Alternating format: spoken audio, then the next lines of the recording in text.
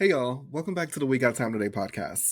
You know, the podcast that reminds you to stay petty, stay brilliant, and stay black? I'm your host, Will on the Mic, and today I'm answering the question we've all been asking ourselves: why are white men so angry? But before I get into that, make sure you all like, comment, and subscribe. Hit that notification bell so you never miss a single episode of the We Got Time Today podcast. All right, y'all, I'm going to cut to it. Something happened after COVID. It's like the cultural pressure cooker blew off the lid. And now there's rage in the air, especially among white conservative men. Masks, vaccines, pronouns, bathrooms, book bans, drag shows, gas stoves, nothing is seen safe from their raft. So today I want to take us through a journey, not just of why the anger is happening, but where it began to bubble, who is stoking it, and how it's different from how Black folks live with anger. We'll lean into stats, studies, trends, and media and podcasts, and land this thing in the cut of what's happening right now. So, shall we get started? All right. I remember COVID and I remember the lockdowns, but I didn't experience lockdown like some other people. I was one of the people who were deemed essential workers, so I worked throughout the whole entire pandemic. Literally. That was one of the few times I've seen New York City look like a ghost town. Hardly anyone was out, and to be honest, it was really peaceful because it was so quiet. But here's how it started: COVID was a breaking point. It didn't cause the rage, it exposed and accelerated it. One of the sharpest tensions during COVID was institutional authority, governments telling people what to do. We had masks, we had social distancing, and remote work. Many white conservative men raised on ideals of rugged individualism and you don't tell me what to do saw this as an affront. Their reaction wasn't just simply disagreement, it became existential. My freedoms are being taken away from me. Now, let's slow down right here because this is one of the biggest keys to understanding the anger we're seeing today. And it's not just political, it's psychological. When COVID first hit, it wasn't just that jobs closed, schools went remote, and people had to sit at home. It was that for millions of white men in particular, everything that anchored their identity, work, control, purpose, status, vanished almost overnight. And when those pillars disappear, it doesn't just feel inconvenient, it feels existential. So let me explain what I mean. For generations, white masculinity, especially conservative masculinity, has been tied to provider identity. It's the classic narrative: I go to work, I make the money, I lead the household, I control my environment. That's not just a job, that's a self concept. That's who they believe they are. Then suddenly, that's stripped away. Job shutdown. Between March and April 2020, over 20 million Americans lost their jobs in a single month, the steepest drop since the Great Depression. And for white men in traditional sectors like manufacturing, construction, and business management, that meant unemployment lines for the first times in their lives. Schools closed, families were home, roles shifted, and now men who prided themselves on being the breadwinners were home full time, sharing domestic spaces in ways they haven't before, some for the first time ever. And the structure, that day to day rhythm that made them feel in control, evaporated. Commutes, offices, hierarchies, status symbols, all gone. And here's where psychology kicks in. Social psychologists talk about status threats, the anxiety and hostility that arises when people feel like their social rank is declining. And that status threat isn't just about money, it's about meaning. It's about being the person who runs things. Suddenly, the guy who prided himself on managing a team was answering emails from his couch. The man who saw himself as a provider was now collecting unemployment checks. The father who believed the world was orderly was now watching it unravel on cable news. And here's the kicker: white men in America, broadly speaking, has never been forced into that powerless position before. They've never had to question their own control on such a massive scale.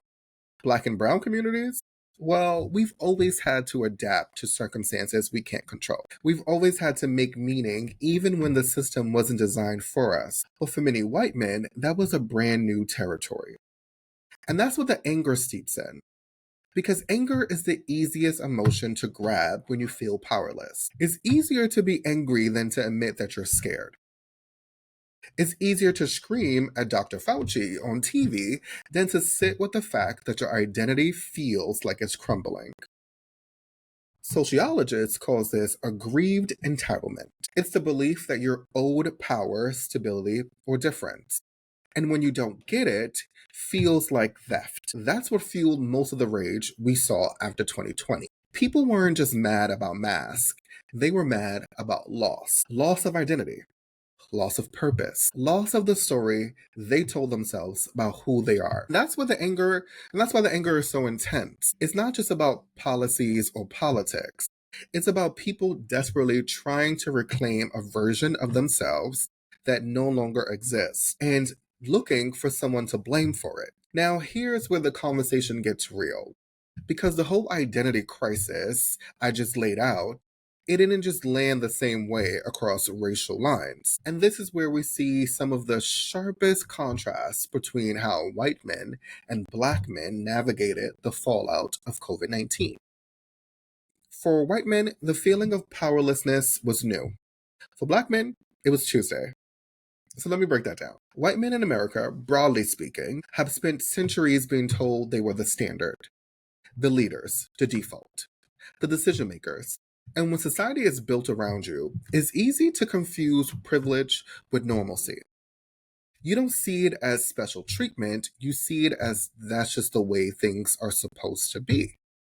So when the normal is disrupted, when you lose a job, when institutions start talking about equity, when leadership doesn't automatically look like you, it doesn't feel like a shift. It feels like betrayal. Sociologists call that status dissonance.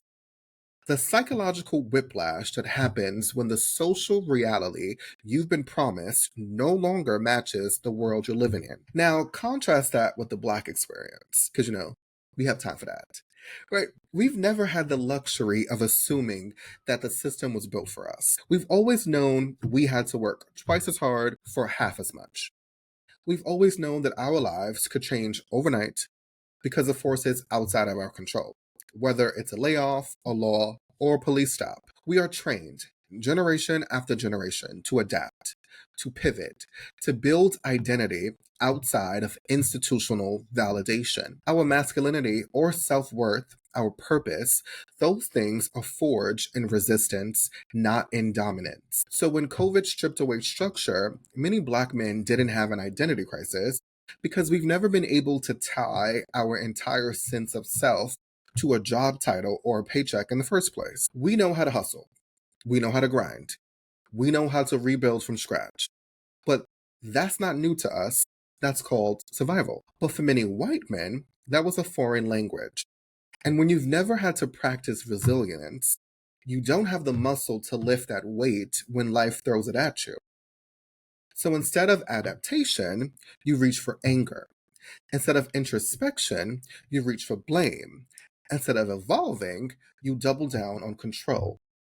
And here's the kicker: the anger often gets aimed outward, not inward.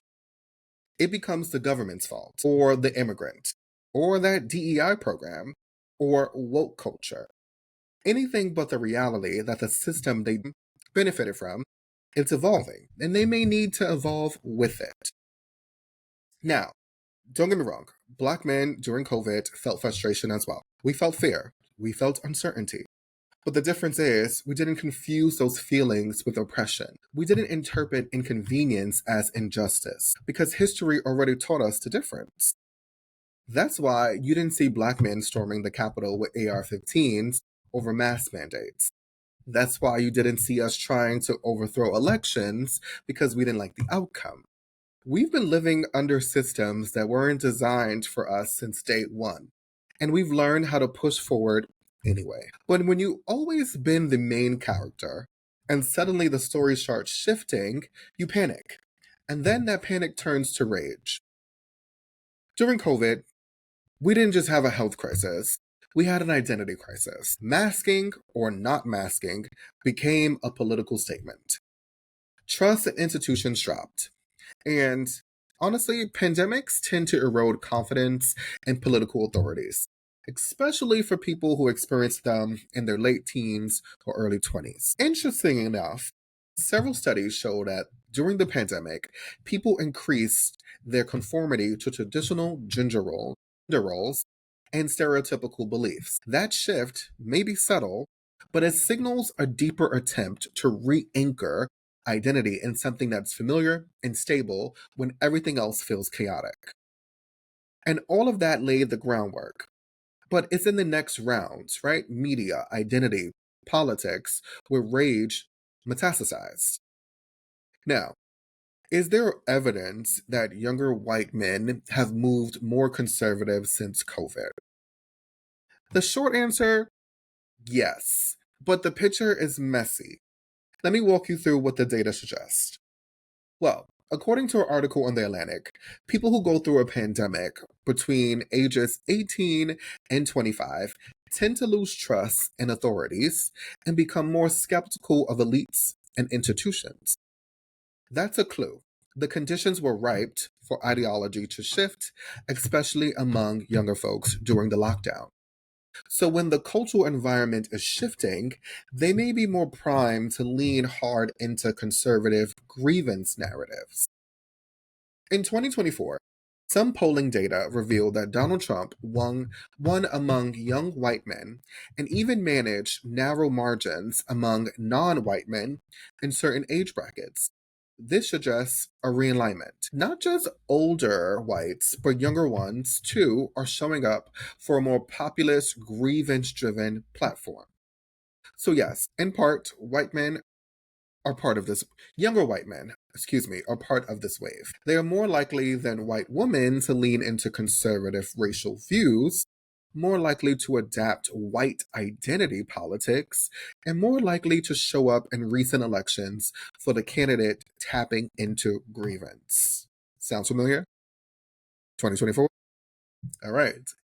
So, let's talk about amplification because ideas don't light fires, platforms do. And since COVID, certain podcasters and media figures have gained even more influence as rage brokers. The Joe Rogan Experience remains the top podcast in the US rankings. In Q2 of 2025, it held the number one podcast spot. Side note, 80% of Joe Rogan's audience is male, and 56% fall into that 18 to 34 demographic. Now, what's significant here isn't just the size, it's the intimacy of the medium. Podcasters feel like conversations among friends. The host becomes a confidant. That makes radical or grievance messaging feel less like propaganda and more like an alternative truth from a trusted peer.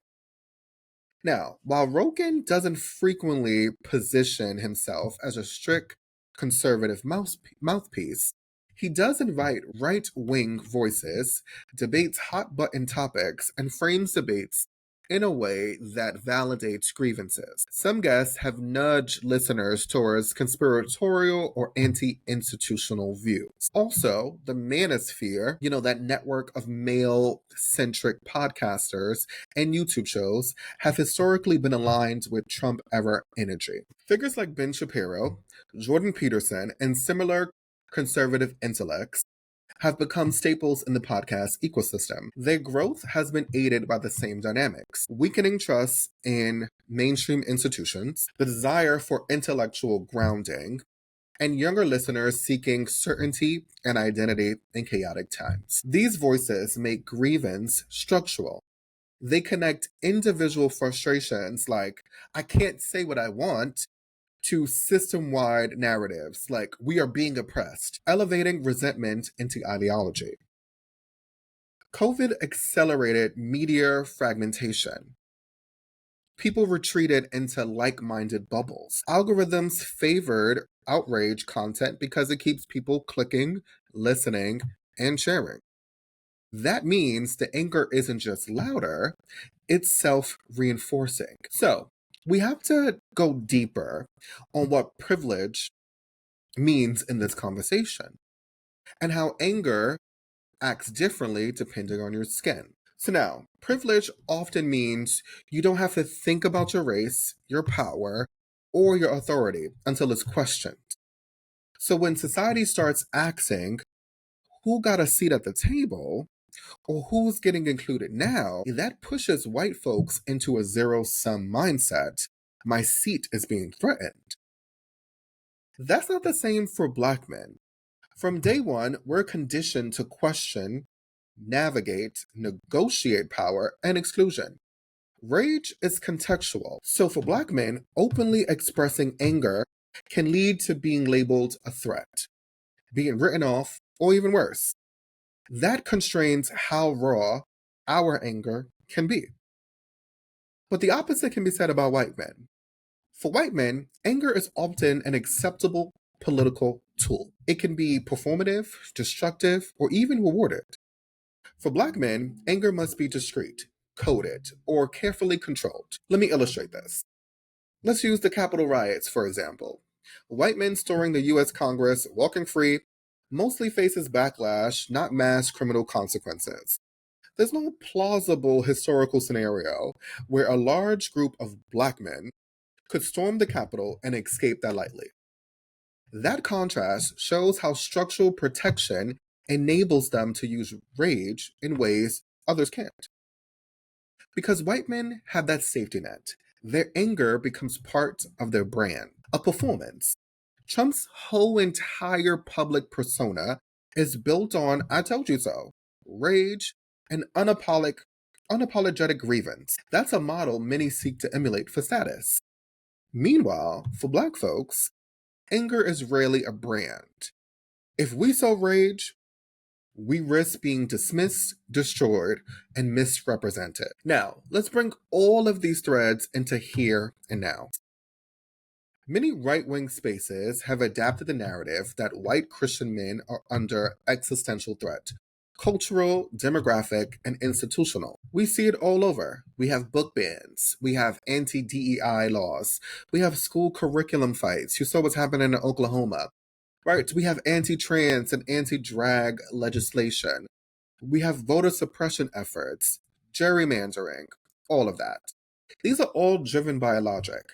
Transform the institutions and you lose control. And control keeps anger from turning into tangible loss for those used to shaping the rules. But let's not lose sight.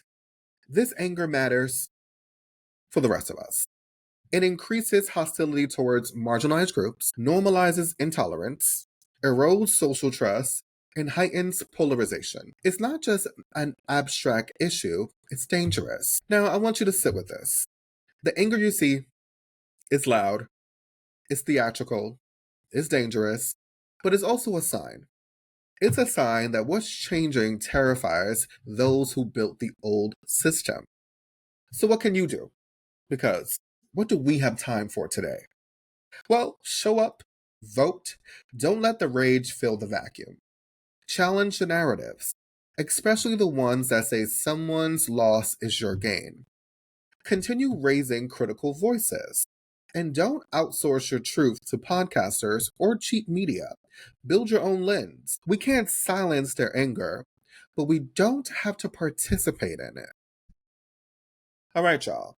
Well, that was a wrap for why white men are so angry. So hopefully I was able to answer that question because it was something that I've been wanting to talk about for a while now. But if something struck you, tell me in the comments. More than ever, our stories need to push forward. Because at the end of the day, the anger might be loud, but our resilience, our vision, that's what's going to last. So before I let you go, make sure to like, comment, and subscribe. Hit that notification bell so you never miss a single episode of the We Got Time Today podcast. And remember to stay petty, stay brilliant, and stay black. Until next time, y'all.